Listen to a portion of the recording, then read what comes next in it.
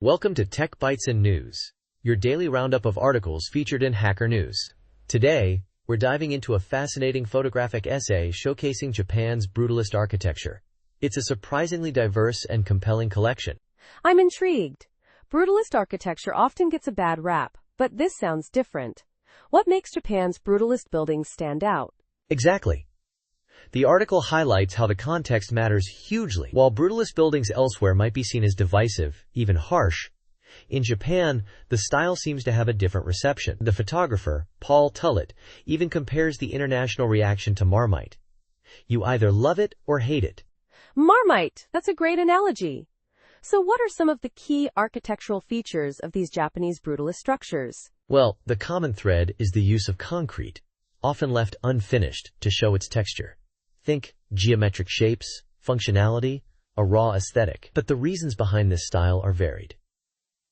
In Okinawa, for instance, the prevalence of concrete is linked to the need for typhoon-resistant buildings. The climate and the need for termite resistance also played a role.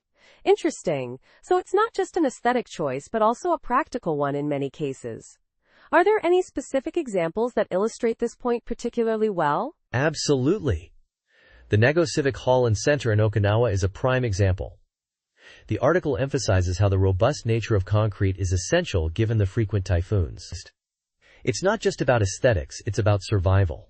I see. And what about the philosophical or social aspects? Does the article touch on those? Oh yes.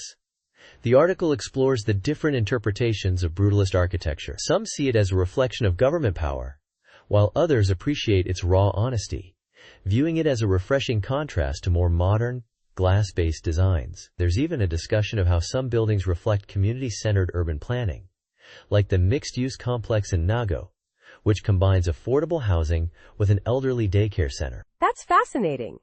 It seems the meaning and reception of these buildings are far more nuanced than a simple love it or hate it dichotomy. Precisely. Tullett's work challenges preconceived notions about brutalist architecture. He even suggests a fun test. Would the building look good in a sci-fi movie? If so, it might just be brutalist. That's a brilliant, memorable way to think about it. So it's not just about the concrete and the shapes, but also the context, the function, and the cultural significance? Exactly. The article beautifully illustrates how the same architectural style can evoke vastly different responses depending on the cultural and environmental context. It's a powerful reminder of how much more there is to architecture than just aesthetics. I completely agree. This is a really insightful look at brutalist architecture, and it completely changes my perspective. Thanks for sharing this. My pleasure. It's been a great conversation. And remember, listeners, you can find more of Paul Tullett's work on Instagram at brutal_zen. Thanks for joining us on Tech Bytes and News. Have a great day. Bye-bye.